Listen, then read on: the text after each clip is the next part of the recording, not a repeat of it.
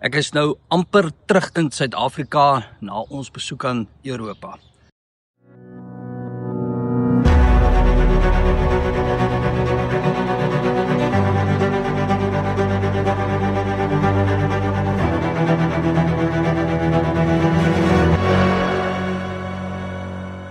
By die oomblik staan ek hier in Suid-Tirol en wat 'n ongelooflike mooi provinsie.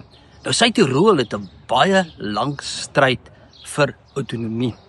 Hulle was hier na die Wêreldoorlog ingeskakel by Italië, 'n klein Duitse gemeenskapie, en skielik moet hulle Italianers wees. En 'n lang stryd het gevolg en groot mate van autonomie is gekry. Hulle kry onder andere 90% van hulle belastinggeld terug. En so kan hulle as 'n gemeenskap regtig tot 'n groot mate vry leef. Maar daardie stryd van hulle is steeds nie verby nie. Toe ek vir een van die Suid-Tirolers gevra het, maar waarom is autonomie vir hulle so belangrik?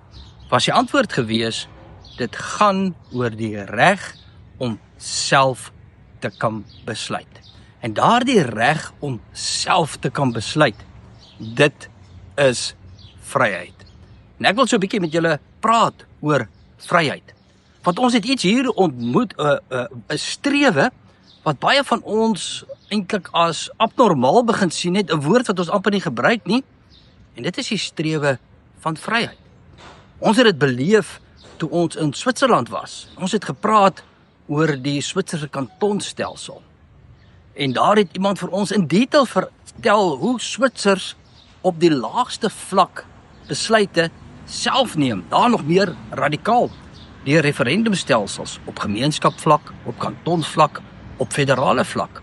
Want vir hulle is daardie woordjie vryheid, die reg om self te kan besluit, ongelooflik belangrik. Ons was ook in Vlaandere gewees.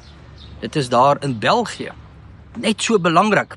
En interessant hoe daar 'n model is om seker te maak dat die twee taalgroepe mekaar nie oorheers nie, mekaar nie domineer nie. Onderliggend die woordjie vryheid. Ons was in Genève gewees en daar het ons 'n klag gelê teen die Suid-Afrikaanse regering se beleid van rassediskriminasie. Wat het dit eintlik behels? 'n strewe na vryheid. Want wat gebeur is die staat wil sentraal ras reguleer. Sodra jy iets sentraal begin reguleer, is dit weg van vryheid af. Net as wat ons in hierdie lande geleer het. Hoe laer af, hoe groter die verantwoordelikheid binne die gemeenskap self, hoe meer vryheid is daar. As 'n regering iets soos ras sentraal wil reguleer en regulasies het waar 'n minister drakonies kan besluit van bo af waar jy mag werk, hoe jy mag werk, dan beteken dit jy's ontneem van vryheid. As ons dan gaan en ons lê 'n klag teen die Suid-Afrikaanse regering, is dit nie teen nie, dit is vir vryheid. In dieselfde week wat ons hier was, kry ons die nuus dat die grondwetlike hof 'n uitspraak gegee het teen die sogenaamde sertifikaat van behoefte. Nou dit was 'n sentrale pilaar van die NGV. Die hof het in wese bevind dat die sertifikaat van behoefte in terme van die nasionale gesondheidswet ongrondwetlik is en onwettig is. Dit was 'n eenparige besluit deur die hof gewees. En wat dit in feite beteken vir jou en vir my en vir die gesondheidspraktisyns daar buitekant, dit beteken die staat mag nie inmeng waar jy wil praktiseer en hoe jy wil praktiseer nie. En dis uitstekende uitspraak en geregtigheid het geseëvier. En daardie sentrale pilaar is omgestamp. Dit was 'n vryheidsdaad gewees. Want die regering wil ons gesondheid sentraliseer. Hulle wil besluit waar 'n dokter mag praktiseer. Hulle wil besluit waarheen jy mag gaan, na watter dokter toe, selfs watter medikasie. So, dit is 'n sentraal beheerde stelsel. Daardie stelsel is weg van vryheid af. En die feit dat ons die saak gewen het, is na vryheid toe.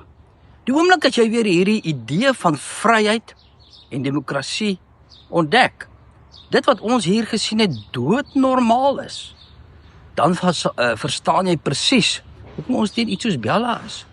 Bella wat die vryheid van die beheerliggaam wil wegneem en sentraliseer in die hand van die staat. Verstaan jy hierdie begrip vryheid? Dan dink ek verstaan jy tot 'n groot mate waarmee die solidariteit beweging besig is. Ons glo, soos die mense hier in Suid-Tirol, dat vryheid is die reg om self te kan besluit. Solidariteit het 'n rykdom van video's en standpunte, insluitende die potsending solidariteit wêreld. Dit alles is saamgevat op ons YouTube-kanaal, op ons verskillende media platforms en natuurlik nou ook op Spotify.